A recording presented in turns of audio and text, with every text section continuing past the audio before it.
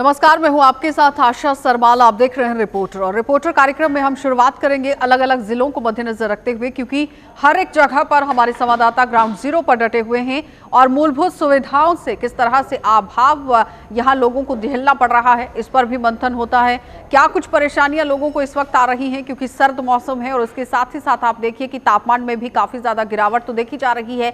लेकिन उसके साथ अगर हम ये देखें कि ग्राउंड पर जो योजनाएं परियोजनाएं चलाने की सरकार की तरफ से बातें कही जाती हैं, उन पर कितना काम होता है, वो योजनाएं जमीनी सतह पर कितनी पहुंचती हैं, इस पर मंथन करना बहुत जरूरी रहता है। तो चलिए शुरुआत करेंगे प्रोग्राम की और सीधा आपको लिए चलेंगे सबसे पहले कश्मीर, और कश्मीर से दिखा देते हैं कि इस वक्त वहां पर क्या सूरत हाल चल रहे हैं, किस तरह से पूरी गतिविधियां वहां पर हैं। लगभग 72 घंटे के बाद कश्मीर में हल्की हल्की धूप जो आज निखरी, और इस निखरी धूप ने समा और मौसम का मिजाज सब कुछ बदल डाला। 72 घंटे से ज़्यादा वक्त के बाद कश्मीर के ज़मीनी रास्ते कुछ कुछ खुले हैं, लेकिन अक्सर जगहों से अभी भी खबरें यही आ रही हैं कि अंदरूनी रास्ते बंद हैं। बिजली रेस्टोर करने में डिपार्टमेंट ने किसी हद तक काम तो किया, लेकिन बिजली रेस्टोर करते करते सारा काम कैजुअल्स और डेली वेजर्स से ही लिया गया। और उस सारे के बीच में कल दिन के जो मनाजिर थे वो बहुत ही चौंकाने या रोंगटे खड़े कर देने वाले कल के मनाजिर थे। और कल के मनाजिर में श्रीनगर से लाल चौक से श्रीनगर के हवाई अड्डे तक पहुंचने के लिए एक आम आदमी को 8 घंटे से ज़्यादा कई जाम में वक्त गुजारना पड़ा। और यूँ कल मुल्क की मुख्तलिफ रियासतों तक पहुंचने के लिए जो हवाई सर्विसेज शुरू हुई थी, उन हवाई सर्विसेज तक भी पहुंचने के लिए पापड़ आम आदमी को बेलने ही पड़े। और कल रात देर गए तक, रात 11 बजे तक श्रीनगर के हवाई अड्डे के बाहर जो बड़ी तादाद में गाड़ियों से लेके आम लोगों की लाइनें लगी हुई थी, वो साफ बयान करी थी कि सिचुएशन कितनी गंभीर है।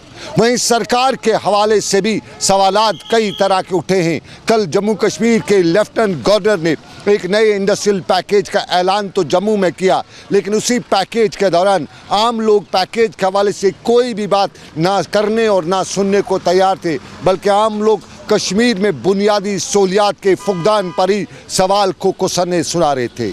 इधर आज के दिन में साउथ कश्मीर से लेके नॉर्थ कश्मीर तक की खबरें यही है कि साउथ कश्मीर अभी भी अंधाधुंध उसी सिचुएशन में है जो सिचुएशन पहले दिन हुई थी।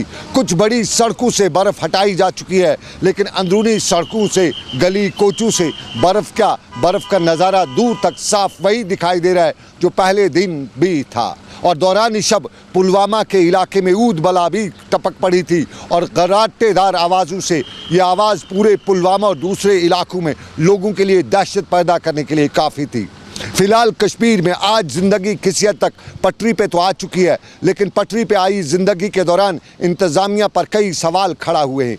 बडगाम की ज़िला इंतज़ामिया पर सवालात तो इतने बड़े हैं कि एक बड़ा पलंदा भी खड़ा किया जा सकता है। और आम लोग बडगाम के कल से लेकर आज तक यही कह रहे थे कि ज़िला इंतज़ामिया बडगाम खुद तो गर्म कमरों में बैठी हुई है, लेकिन आवाम को परेशानी के आलम से दो चार करते हुए ना इंतज़ामिया कहीं बाहर नज़र आ रही है, और ना ही कोई ऐसा काम कर सकती है जो गुड गवर्नेंस की फहरिस्त में शामिल हो। और उसके साथ साथ अनंतनाग की इंतज़ामिया पर भी सवाल यही उठे हैं। और कुपवाड़ा के हवाले से लोग यही कहते हैं कि कुपवाड़ा का बाबा आदम ही निराला है। यूँ कुल मिला के जम्मू श्रीनगर कौमी हाईवे अभी बराबर बंद है, लेकिन उस हाईवे के दौरान जहां हवाई सफ़र तो शुरू हुआ है, लेकिन हवाई जहाज़ और हवाई कंपनियों के मालिकान मनमाने दाम तो लगा ही चुके हैं। और दिल्ली से लेकर श्रीनगर तक के जो रेट हैं वो वही रेट हैं जो इन हालात में ये लोग बना ही देते हैं। यानी 4000 के किराए की जगह अब 14,000 किराया देना पड़ता है। और फिर अंदर हवाई अड्डे पर जो खरमस्तियाँ की जा रही है, जो इंतज़ामिया लोगों को परेशान कर रही है,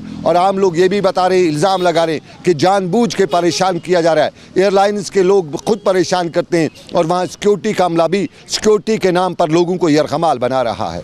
हालात कुछ बदले हैं, मौसम का मिजाज बदला है, लेकिन इंतज़ामिया कब बदलेगी, कब होश के नाखुन लेगी, ये सवाल आज भी है, ये सवाल कल भी था, और शायद आने वाले वक्त में भी रहेगा, क्योंकि यहाँ पूछने वाला कोई होता तो हालात ऐसे नहीं होते। आबिद कादिर के साथ सनम एजाज, श्रीनगर कश्मीर। चलिए अब आपको लिए चलेंगे शहर श्रीनगर, और शहर श्रीनगर से भी इरफान फाजिल हमारे साथ जुड़ रहे हैं। इरफान फाजिल क्या कुछ पूरी जानकारी दे रहे हैं, वो भी देख लीजिए। वादी कश्मीर में लगातार ताड़मतोड़ बर्फबारी और बर्फबारी को लेकर बात करें तो एक ऐसा रिकॉर्ड जो है इस बारी वादी कश्मीर में दिखाई देने लगा। बर्फबारी जो होती थी हर साल, मगर जबकि आज 4 फुट के करीब कह सकते हैं शहर श्रीनगर और दीगर मैदान इलाकों में भी बर्फबारी हुई, जिसकी वजह से कह सकते हैं कि जनजीवन जो है काफी ज्यादा प्रभावित रहा और कई सारी परेशानियां, कठिनाइयां लोकल पब्लिक को उठानी पड़ी। हर साल जबकि देखते हैं कि एडमिनिस्ट्रेशन पहले से ही अच्छे खासे दावे करती है और जमीनी सतह पर काम करने के हवाले से जायजा भी लेती है और जायजा भी लिया गया था, मगर इस बारी जबकि बर्फबारी हुई और जमीनी सतह पर एडमिनिस्ट्रेशन के मामला बहुत कम दिखाई देने लगे, जो कि लोगों का ही मानना है। दूसरे जानिब बात करें, कई सारे सवाल आखिरकार पूछे जा रहे हैं। एक साइड से बिजली का जो बहरान था इस बारी उतना नहीं रहा, जबकि बिजली कई कई इलाकों में दिखाई दे रही थी, मगर दूर दराज इलाकों में साउथ कश्मीर, नॉर्थ कश्मीर के अपर बेल्ट्स में काफी ज्यादा बिजली की किल्लत पाई जा रही है, जिसके हवाले से पीडीडी महकमा काम कर रहा है और उनका मानना है कि अगले 24 घंटे तक बिजली को भी फिर से बहाल किया जाएगा। साथ ही साथ जमीनी सतह पर बात करें तो जमीनी रास्ता जो है नेशनल हाईवे वो ऑलरेडी बंद पड़ा हुआ है और अगले 24 घंटे तक फिर से यही सुनने को मिल रहा है कि कई सारे लैंडस्लाइड, शूटिंग स्टोन्स के मामला दिखाई दे रहे हैं। आने वाले 24 घंटों में किस तरह का हाल रहेगा वो जरूर देखने को मिलेगा, मगर फिलहाल खुशी की लहर कल से हवाई राब्ता यानी फिजाई राब्ता वादी कश्मीर में फिर से बहाल हुआ, जिसमें कई सारे मुसाफिर, दरमांदा मुसाफिर, कई सारे टूरिस्ट जो कि फंसे हुए थे उनको इजाजत मिली बाहर जाने की, क्योंकि परवाजों ने रुख किया बाहर के स्टेशन पर। और इस समय पर यह भी कहीं ना कहीं माजरा रहा कि एयरपोर्ट के साथ साथ ट्रैफिक के मामला काफी सारी दिखाई देने लगे, जिसमें लोगों को पैदल मार्च करना पड़ा और इस बीच सरकार के सामने भी कई सवालात खड़े हो गए। आने वाले 24 घंटों के साथ साथ एक हफ्ते तक वादी कश्मीर में मौसम साजगार, जो कि कहना है IMD डिपार्टमेंट का। With video journalist Abid Qadir के साथ Syed Irfan Fazil, Gulistan news, JK 24/7 news, Kashmir. चलिए अब आपको जिला बारामूला लिए चलेंगे और बारामूला से भी दिखा देते हैं कि इरशाद भट्ट हमें क्या कुछ रिपोर्ट दे रहे हैं, किस तरह से ग्राउंड पर वहां पर भी पूरी स्थिति बनी हुई है। अगर हम शुमाली कश्मीर के ज़िले बारामूला की बात करें, यहाँ पे लगातार जो है बर्फबारी की वजह से लोगों के मुश्किलात जो है वो बढ़ते हुए दिखाई दे रहे हैं। ताम अगर हम इस वक्त की बात करें, इस वक्त जो है धूप भी छाई हुई है और कई इलाकों की बात करें जो बारामूला में पड़ते हैं, हालांकि सोपोर का इलाका है, जो दूर दराज के इलाके हैं, चाहे रफियाबाद की बात करें या हम उड़ी की बात करें या बोनियार की बात करें, जो सरहदी इलाके हैं वहाँ पर भी लोगों के काफ़ी सारे मुश्किलातों से दो चार होना पड़ रहा है। रोड जो है, लिंक रोड्स अभी भी बंद है, बिजली का निज़ाम जो है वो ठप पड़ा हुआ है, क्योंकि तकरीबन 2-3 दिन 4 दिन से जो है इन इलाकों में जो है बिजली नहीं आई है, ना रोडों के ऊपर जो है बर्फ उठाई गई। इसके साथ साथ देखा जाए हालत की काफ़ी कमी है इन इलाकों में। अगर खुदा न खास्ते इन इलाकों में कोई बीमार होता है, उनको जो है पैदल या कंधों पे जो है इस पेशेंट को लेना पड़ता है ताकि इसका इलाज बेहतरी से हो। अगर हम रिहाइश पजीर लोगों की बात करें, इनका ये कहना है कि हमें जो है इस बर्फबारी की वजह से काफ़ी मुश्किलातों का सामना करना पड़ रहा है। ज़िला इंतज़ामिया के साथ साथ जो मुतलका महकमा है वो इसमें जो है दिलचस्पी नहीं देते हैं। अगरचे यहाँ पे ज़िले बारामूला की बात करें, यहाँ पे जो म्यूनसिपल काउंसिल के जो काउंसलर हैं, चाहे BDC चेयरमैन हैं, वो अपने अपने इलाकों में जाते हैं, अपने अपने वार्डों में जाते हैं, वहाँ पे जो है बर्फ़ उठाते हैं, जो बाकी इलाके हैं उनको नज़रअंदाज करते हैं। इसके साथ साथ लोगों का ये कहना है ये खाली फ़ोटो सेक्शन में महदूद रहते हैं, खाली फ़ोटो सेशन करते, ग्राउंड ज़ीरो पे जो है उस तरह का काम नहीं करते जिस तरह से होना चाहिए। अगरचे यहाँ पे बर्फ़ पड़ने से पहले जो है 1-2 महीना पहले ज़िला इंतज़ामिया के नोटिस में हम लाते हैं बर्फ़ के इस मौसम सरमा के हवाले से क्या इंतज़ामात रखें। हालांकि उस वक्त ये कहते हैं, बुलंदबान दावे देते हैं कि हमने जी यहाँ पे जो है ये इंतज़ामात रखा है, वो इंतज़ामात रखा है। ताहम अगर हम ज़मीनी हक़ाइक़ की सूरत हाल आपको बताएंगे, यहाँ पे जो है ग्राउंड ज़ीरो कुछ नजर ही नहीं आता है। अगरचे यहाँ पे स्नो कटर्स की बात करें वो यहाँ पे यूज नहीं होते हैं, यहाँ पे ट्रैक्टर्स के साथ साथ जो डोजर है वो यूज होते हैं, हालांकि वो जमीन खोदने के लिए, ना कि रोडों के ऊपर जो है बर्फ साफ करने के लिए है। यहाँ के लोगों का एक भी कहना है कि इन ट्रैक्टरों के साथ साथ जो डोजर्स हैं इन्होंने हमारी जो है सड़कें तबाह कर दी हैं और इसके साथ साथ लोगों के जो मुश्किलात हैं वो बढ़ते हुए दिखाई दे रहे हैं। ताम अगरचे इस वक्त धूप भी खिले हुए हैं, अब आने वाले वक्त में पता चलेगा कि यहाँ पे जो है इन इलाकों में बिजली के साथ साथ जो पानी या हेल्थ ये रेस्टोर होगी या नहीं होगी। इसके साथ साथ देखा जाए इन लोगों के जो मुश्किलात हैं वो कम होंगे या नहीं होंगे, ये आने वाले समय में पता चलेगा। फिलहाल मुश्ताक लोन के साथ मैं इरशाद भट्ट, गुलिस्तान न्यूज़, बारामूला, कश्मीर।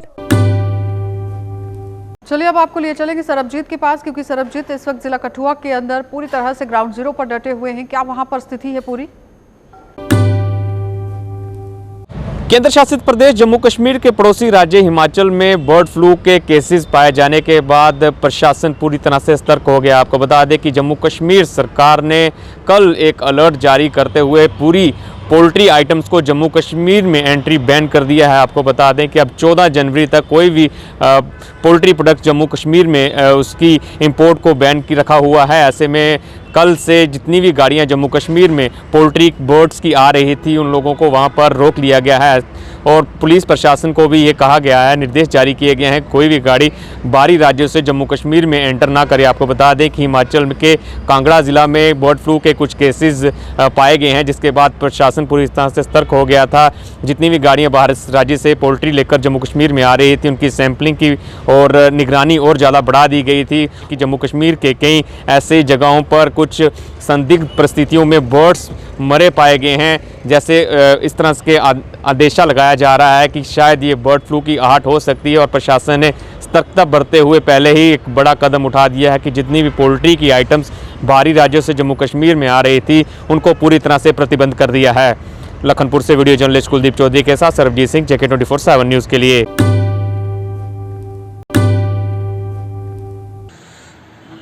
कोरोना की वैक्सीन को लेकर जिस प्रकार से देश भर में तैयारियां चल रही हैं उसी की कड़ी के तहत जिला किश्तवाड़ में भी तैयारियों का जायजा लेने और स्टाफ को ट्रेन करने के उद्देश्य से एक और मॉक एक्सरसाइज जिला अस्पताल किश्तवाड़ में की गई।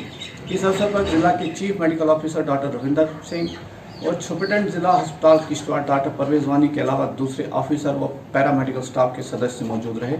इस दौरान जहां पैरामेडिकल स्टाफ को एक आदमी को वैक्सीन देने के लिए पूरे प्रोसीजर के बारे में प्रैक्टिकल करके समझाया गया, वहीं वैक्सीन देने के बाद जो ऑब्जर्वेशन लोगों की करनी है, जो फॉलोअप लेना है, उसको लेके भी विस्तार से उनको जानकारी दी गई। कुल मिला के जो अधिकारियों का कहना था कि जिस प्रकार से एक नई तरह की वैक्सीन अब आने वाले दिनों में लोगों को दी जाएगी, तो उसको लेके जो तैयारियां हैं वो चल रही हैं और क्या क्या तैयारियां उन्होंने अभी तक की हैं उसी का आंकलन करने के लिए ये मॉक एक्सरसाइज की थी और हो सकता है कि आने वाले दिनों में इस प्रकार की और एक्सरसाइज की जाए जब तक कि वैक्सीनेशन का प्रोसेस शुरू ना हो।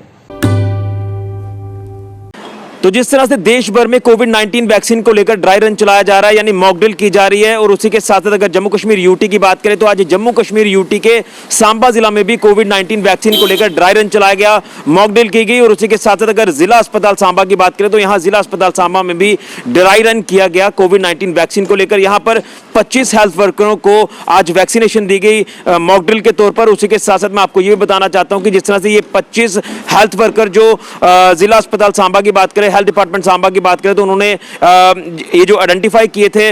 और सबसे पहले मैं आपको बता दूं कि जब वैक्सीनेशन के लिए ये 25 हेल्थ वर्कर सामने आए तो इसके लिए खासतौर पर अलग से ही प्रावधान जो बनाए गए थे। मैं आपको बता दूं कि सबसे पहले गेट पर सिक्योरिटी गार्ड एक लिस्ट जो है वो चेक करेंगे, उस लिस्ट में वो देखेंगे कि इनके नाम है या नहीं, और नाम जब उनको लिस्ट में मिल जाता है, जब वो नाम आइडेंटिफाई हो जाता है, वेरीफाई हो जाता है, उसके बाद उस हेल्थ वर्कर को अंदर जाने की इजाजत दी गई और उसके बाद उन्हें वेटिंग हॉल में बिठाया गया। और वेटिंग हॉल में बिठाने के बाद उन्हें उसके बाद वैक्सीनेशन रूम में भेजा गया। वैक्सीनेशन रूम में वहां पर जो इंचार्ज बैठे थे उन्होंने उस पर्टिकुलर हेल्थ वर्कर का नाम जो था वो मोबाइल में चेक किया, और जब मोबाइल में उनका पूरा नाम एंटर किया गया उसके बाद उन्हें एक SMS आता है।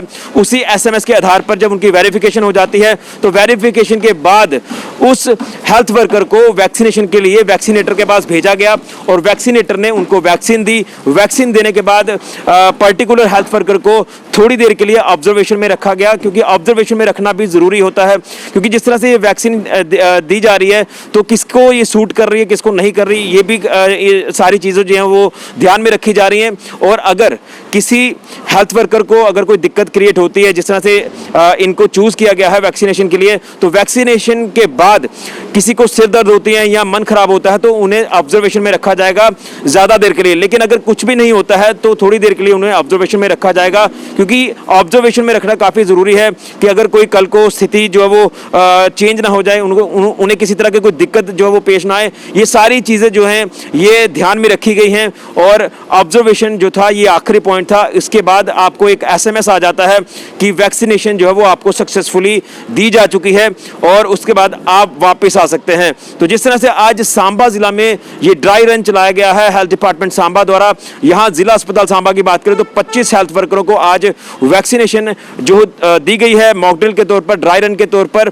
और मैं आपको ये भी अपडेट कर दूं कि और भी कई अलग अलग अस्पताल हैं यहाँ पर आज ये वैक्सीनेशन दी जा रही है ड्राई रन के इस अभियान में। तो सुंब इलाके की बात करें तो वहाँ पर भी प्राइमरी हेल्थ सेंटर में आज ड्राई रन किया गया, रामगढ़ इलाके में भी किया गया है कम्युनिटी हेल्थ सेंटर में। तो कहीं ना कहीं जिस तरह से आज ये ड्राई रन कंप्लीट हुआ है सक्सेसफुली जिला सांबा में भी, तो यही क्यास लगाए जा रहे हैं कि अब 13 से 14 तारीख को वैक्सीनेशन आ जाएगी और देश भर में ये वैक्सीनेशन जो है वो फ्री ऑफ कॉस्ट दी जाएगी, ताकि इस कोरोना वायरस से हमें पूरी तरह से निजात मिले। और उसी के साथ साथ हमने खास बातचीत की यहाँ CMO सांबा राजेंद्र सम्याल जी से। उन्होंने भी साफ तौर पर कहा कि जिस तरह से वैक्सीन आने वाली है तो उसके लिए स्टोरेज पॉइंट्स को भी जो है वो पूरी तरह से रेडी कर दिया गया है, जहाँ पर वैक्सीनेशन को स्टोर किया जाएगा और स्टोर करने के बाद वो फिर पर्टिकुलर जो वैक्सीनेशन एरियाज हैं वहां पर वो वैक्सीनेशन पहुंचाई जाएगी। तो आज सांबा जिला में ड्राई रन कोविड-19 वैक्सीन को लेकर सक्सेसफुली संपन्न हुआ। फिलहाल के लिए कैमरामैन राहुल के साथ ऋषि खजूरिया, जगह 24/7। जो कारा कॉन्स्टिट्यूंसी से जिन्होंने इलेक्शन लड़ा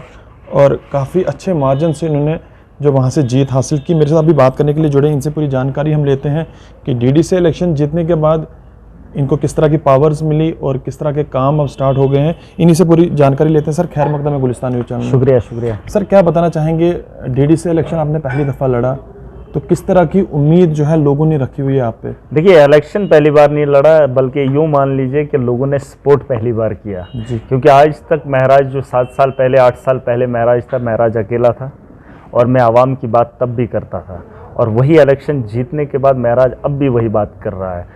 पावर्स अभी तक दी नहीं गई हैं, मैं एज ए पब्लिक जी अभी काम कर रहा हूं, जो जमहूरी हक है मुझे। मैं बहुत सारी जगहों पे जा चुका हूं। कल रात में मुलानो में गया था, वहाँ पे भी आपने देखा होगा कि डॉक्टर्स नहीं हैं, कुछ लोग जो गरीब के नाम पर पैसा ले रहे हैं और ड्यूटी नहीं करना चाहते हैं। कल की डेट में जब हम वहाँ पर गए तो वहाँ कुछ लोगों ने बताया कि आज बारिश थी या आज सर्दी का मौसम है तो इसलिए डॉक्टर नहीं आए। मुझे एक सवाल उन लोगों से पूछना है, अगर आज की डेट में वो लोगों के मुश्किल को आज नहीं समझेंगे तो धूप में या साफ मौसम में वो लोग तो अपना इलाज खुद भी कर सकते हैं। उनको जिम्मेदारी के साथ अपने अपने काम करने होंगे, यही महराज का काम है, चाहे इसमें पावर्स हों या ना। महराज जी, मैं आपसे एक सवाल जानना चाहूँगा। काफ़ी इलाके हमारे डोडा डिस्ट्रिक्ट के ऐसे हैं जहाँ पे बिजली, सड़क, पानी, बिजली के खंभे नहीं दिखने को मिलते हैं, पेड़ों पे तारे हैं, तो क्या बताना चाहेंगे काहरा के अंदर भी इस तरह की हालत हमने देखी है, कब तक उसमें सुधार आएगा? देखिए, सुधार तो बहुत जल्द है। मैं अभी काम कर रहा हूँ इस पर, जो लोगों ने मैंडेट दिया है उस मैंडेट का पूरा इस्तेमाल करूँगा इंशाल्लाह। और आने वाले वक्त में जो जगह हमारे पास हैं जहाँ अभी तक बिजली नहीं है, 70 साल से आज़ादी के बाद की मैं बात कर रहा हूँ, कहीं पानी ही नहीं है, उन जगहों को मैंने हाईलाइट भी किया है, मैंने कुछ लेटर्स भी लिखे हैं। अब आने वाले वक्त में थोड़ा सा वक्त लगेगा, लेकिन पूरी कोशिश रहेगी जिन जगहों पे ये काफ़ी सारी पार्टीज काहरा के अंदर जो इलेक्शंस के बाद आप पे क्यों इतना ज़्यादा भरोसा आवाम ने किया? क्योंकि हम देखते हैं आवाम काफ़ी ज़्यादा आपके साथ आज भी है और तब भी थी। देखिए, ये सोच की बात है, जो सोच लेकर आप आवाम के पास जाएंगे, जो बात महराज कर रहा है वो दिल्ली बेस्ड है। दिल्ली में अरविंद केजरीवाल ने 2012-13 में एक सोच लाई थी और उस सोच को सलाम किया था वहाँ की दिल्ली की आवाम ने। और आपने देखा होगा जब वो सोच शुरू हुई थी तब पहली बार जब इलेक्शन हुआ था तो 28 सीटें आम आदमी पार्टी को मिली थी और पहली बार चीफ मिनिस्टर वहाँ बना था, क्योंकि वो अरविंद केजरीवाल को वोट नहीं गए थे, उसकी सोच को वोट गए थे। और उस सोच का फ़ायदा आज आप अगर दिल्ली में जाएंगे, 2021 का साल लगा है, लेकिन पिछले 7 साल में केजरीवाल की सरकार ने दिल्ली को कितना बदला है और दिल्ली में कितनी फैसिलिटीज़ हैं, उसको लोगों ने। देखिए, जो हमारा खान साहब तहसील है, इसमें मुझे 94 विलेजेस टोटल आते हैं। 94 विलेजेस में जो मैक्सिमम जो विलेजेस है, इनमें तकरीबन 3 से 5 फुट तक बर्फ़ हुई है। जो हमारे जो नीचे वाले गांव जो आते हैं, जो बड़गाम के नज़दीक आते हैं, उनमें 3 फुट तक हुई है। और जो हमारे ऊपर वाले गांव आते हैं, जो जंगल के नज़दीक है, तो वहाँ तक 5 फुट तक बर्फ़बारी हुई है। इस सिलसिले में जो हमारे पहले 2 दिन थे, वो हमारे लिए बड़े चैलेंजिंग थे। दोनों दिनों में हमने प्रायोरिटी दी कि हम मेडिकल इमरजेंसीज जहाँ पर हमें मेडिकल इमरजेंसी से हम उनको इवैक्यूएट करने की कोशिश करते हैं, और काफ़ी मेडिकल इमरजेंसी हमने इवैक्यूएट कर भी ली। आज हमारा दूसरा दिन है। आज भी हमें medical emergency top priority list पे हमारे जो है वो मेडिकल इमरजेंसीज है। और मेन रोड्स हमारा जो बड़गाम जो है, बड़गाम टू खान साहब वो कल ही क्लियर हुआ था, बड़गाम टू रायता वो कल ही क्लियर हुआ था।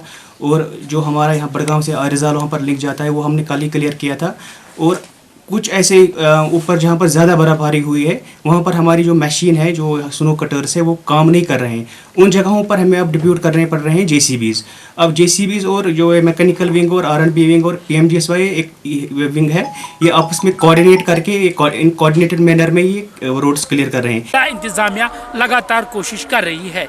हालांकि अगर हम बडगाम के ऊपरी ज़िला की बात करें, जहां खान साहब हो, बीरवा हो, खाग हो या सारी शरीफ हो, ये ऐसे इलाके हैं जहां पर तकरीबन 5-6 फुट के करीब बर्फबारी हुई है। इन इलाकों से लगातार हमें फ़ोन कॉल्स आ रही है कि अभी भी जो है मेन रोड से बर्फ़ हटा नहीं दी गई है। हालांकि जब हमने मुतल्लिका अफसर से बात की तो उनका ये कहना है कि जो मेन रोड से उनको जो है मैकेनिकल डिपार्टमेंट को क्लियर करना होता है, उसके बाद जो है R&B डिवीज़न का काम होता है। मगर जब तक कि मेन रोड क्लियर नहीं होंगे, तब तक R&B डिवीज़न वहाँ कुछ नहीं कर पाएगा। हालांकि बहुत सी ऐसी जगहों पे जो है R&B का जो काम है वो लगातार कर रहे हैं और लोगों को जो है राहत पहुँचाने की कोशिश कर रहे हैं। मगर अभी भी जो है ऐसे इलाके हैं जो कि ज़िला सतह पे अभी भी कट ही है। हालांकि अगर हम पानी की बात करें तो पानी से लोग अभी भी नाला है, और बिजली की बात करें तो बिजली कई हद तक जो है रेस्टोर हो चुकी है। गुलिस्तान न्यूज़ के लिए बडगाम से कैमरामैन ज़हूर के साथ डार अशरफ। चलिए अब रुक कर लेते हैं जम्मू का। और जम्मू शहर के अंदर की अगर हम आपको बात बताएं तो यहाँ पर भी पूरी तरह से वैक्सीन को लेकर कामकाज होता हुआ नजर आ रहा है। लेकिन क्या पूरे सूरत हाल रहे हैं वैक्सीन को मद्देनजर रखते हुए, वो देख लीजिए।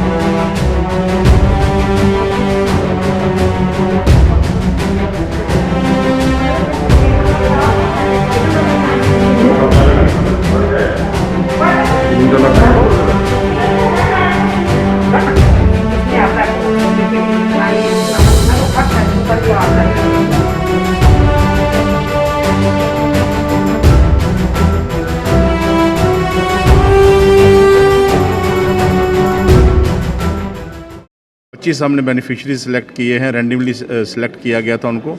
उनकी ऑथराइजेशन रजिस्ट्रेशन पहले की हो रखी थी, उनको हमने पहले मैसेज दे चुके थे, SMS उनको हमने अलर्ट किया था। तो उसके साथ साथ जो हमारी यहाँ पे टीम बनी हुई है, एक हमारा वैक्सीनेटर है, 4 वैक्सीनेशन ऑफिसर हैं और एक ओवरऑल सुपरवाइज़र है।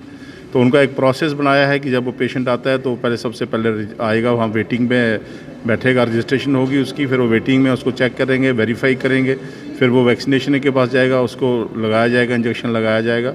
और उसके बाद ऑब्जर्वेशन में कोई और उसको कोई प्रॉब्लम हो जाती है तो वहाँ पे हमने पूरा सिस्टम रखा हुआ है। हमारे पे जो भी मेडिसिन चाहिए होती हैं, हाइड्रोकॉर्टिसोन और क्या नाम एड्रेलिन वगैरह एंड अदर, कोई इंट्यूबेशन करनी है, हमारा एनेस्थेटिस्ट वहाँ पे खड़ा है उस कमरे में। उसके बाद हमने वेटिंग में उनको हाफ एन आवर के लिए ये रखा है। जो भी प्रोटोकॉल्स हैं वो हम सारे फॉलो किए हैं। दिखाया जा रहा है, this is for the health care worker.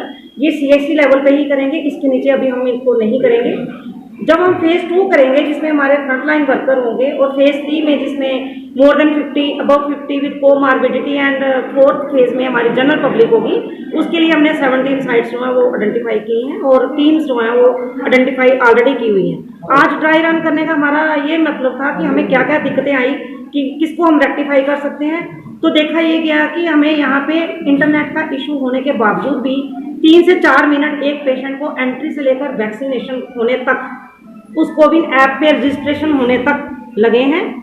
और उसके बाद एसडीएम साहब के अंडर चेयरमैनशिप, उनकी गाइडेंस में ये सारा प्रोग्राम किया गया। तो आपने देखा कि क्या कुछ यहाँ पर कहना था लोगों का। बहुत ही लोगों के अंदर उत्साह भी देखा गया है, खुशी भी देखी गई है, लेकिन सबसे बड़ी बात यहाँ पर यह है कि किस तरह से पूरा माहौल जम्मू कश्मीर के अंदर बनता हुआ नजर आ रहा है। क्योंकि एक तरफ कोरोना के केसेस लगातार बढ़ते हुए जा रहे हैं और उन पर पार पाने के लिए अब वैक्सीन बनकर तैयार हो गई है। लेकिन अब देखना ये होगा कि कितना लाभदायक ये पूरा वैक्सीन का जो एक प्रोसेस है वो मिल सकता है, हो सकता है। लेकिन सवाल यहाँ पर यह है कि जब तक कोरोना बिल्कुल खत्म नहीं होता तब तक इस पर एहतियात बरतना बहुत जरूरी है।